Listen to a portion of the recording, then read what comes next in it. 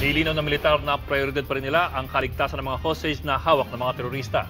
Ito ay matapos magbitaw ng salita si Pangulong Duterte na dapat nang pasabugin ng mga terorista kahit kasama pa nila ang mga hostage. Samantala, personal na dinalaw ng Pangulo ang burol ng isa sa mga sundalong nasawi sa bakbakan sa Abu Sayyaf Group. Umaaksyon live mula sa Fort Bonifacio si Ivy Bernardo. Ivy?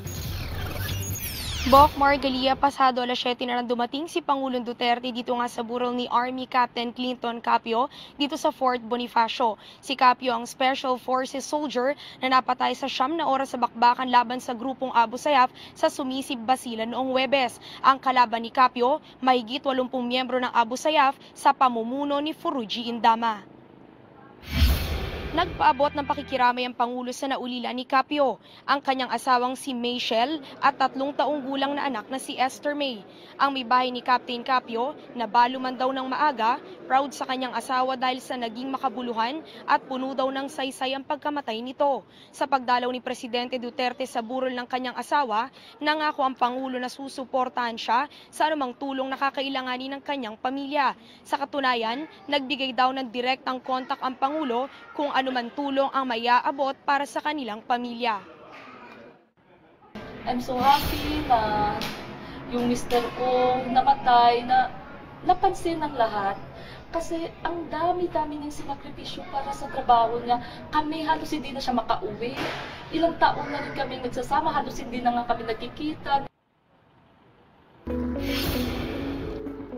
On the spot namang ginawaran ng Pangulo ng Posthumous Award si Capio dahil sa kabayanihan nito. Kaya mula sa kapitan, tataas na ang ranggo nito sa major na hindi daw iginagawad sa lahat ng mga nasasawing sundalo. Sa kanyang talumpati sa Davao City nitong Sabado lang, inanunsyo rin ng Pangulo ang pagkakahuli sa isang personalidad na supporter daw ng Maute Group sa Lanao del Sur na nakikianib sa grupong ISIS. Si Muhammad Abdul Jabbar Sema ay nakakulong ngayon sa Sabah, Malaysia. Anak rin siya ni dating Cotabato Mayor Muslimin Sema na chairman ng isang paksyon ng Moro National Liberation Front, bagay na maaring magdagdag komplikasyon sa peace process.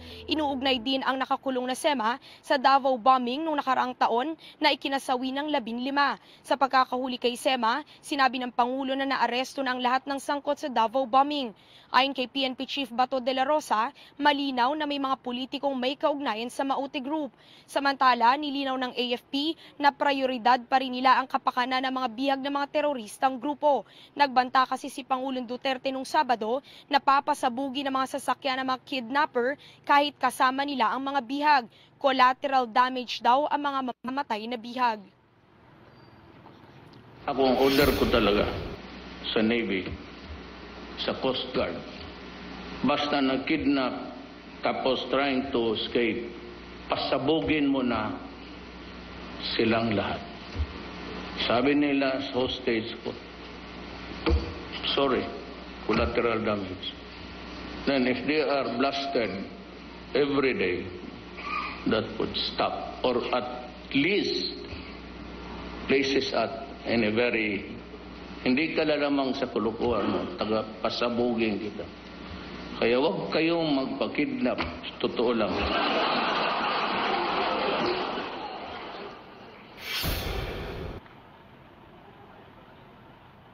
Bok Margalia, ililipad bukas sa Baguio ang labi ni Capio lalo't doon siya lumaki. Bibigyan din siya ng full military honors sa Biyernes kung saan ililibing din siya dito sa libingan ng mga bayani. Si Capio ang unang-unang casualty ng pamalaan laban sa mga terorista ngayong taon. Bok Margalia.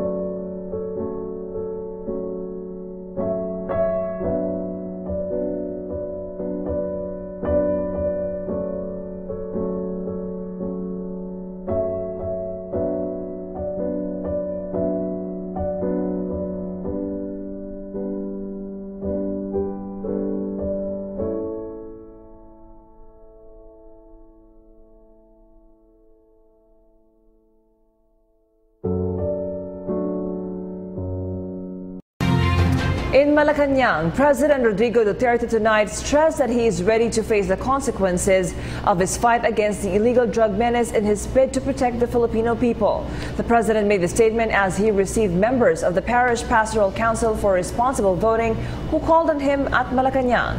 Rocky Ignacio Fallis reports. President Rodrigo Duterte is ready to face consequence to ensure safety of Filipinos against criminality and illegal drugs. The president said this at the courtesy call by the Parish Pastoral Council for Responsible Voting o PPCRV in Malacanang, saying there will be no turning back up to the last drug lord in the country. Kaya ako walang atrasan. Kung matanggal ako sa trabaho, fine. Kung yan lang ang patakot sa akin, impeach, go ahead. Kudita kayo? Sige, kudita kayo dyan. Ako nga mag-swear in sa inyo. Sige, ilang general kayo gustong mag-take over? Mahirap yan kasi may problema tayo. It's war. It's not a crisis. 700 ang nag-surrender.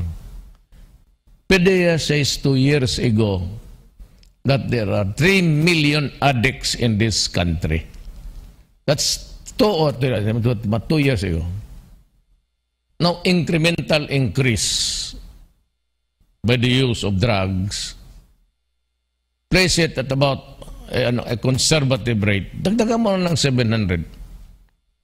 So, there on 700, it's about 3,700,000. Saan ko ito ilagay? The president issued a statement amidst criticisms against the administration's actions in the fight against illegal drugs. President Duterte said he is unfazed to possible threats in his presidency like coup d'etat and impeachment. He reiterated that he was mandated by 16 million Filipinos who wants peace and security. I am willing to accept the consequences. I assume full responsibility. At okay lang sa akin. Whatever happens, when I'm the president now, I'd like to repeat it to you again. Itong problema ng bayan, especially drugs, I'm putting at stake my honor, my life, and the presidency. Kung matanggal ako dito, fine. Wala naman akong ano dyan sa ayaw ko ang tumakbo eh. O di sige, mag-uwi na ako sa amin. Military kudeta, you want to make a stage a kudeta, fine. Tawagan ninyo ako. Ako ang mag-swear sa inyo yan. Ladies and gentlemen, the military would like to take over the country. The president directed all barangay officials to monitor activities of suspected drug users. He said parks and military camps will be utilized as rehabilitation centers for drug dependents. Niwala akong barangay captain sa Luzon. Not a single barangay captain sa Visayas. But Mindanao, well, it was a bit gray all the time. Kasi karamihan sa administrasyon. But at that time, I was thinking that if I'd win, it would be just a matter of habulan talaga, dikitan. Nung lumabas yung results, I could not even imagine myself the almost more than 6 million yung sheer majority ko. Saan ito galing? Wala akong partido. Well, moribond naman yung PDP. It was resuscitated when I filed my certificate under the wings. So I thought that there has to be a message for this. Kumari mga 100, 150, sabi ko malan. Pero with the 6 million until now, anong gusto ng tao?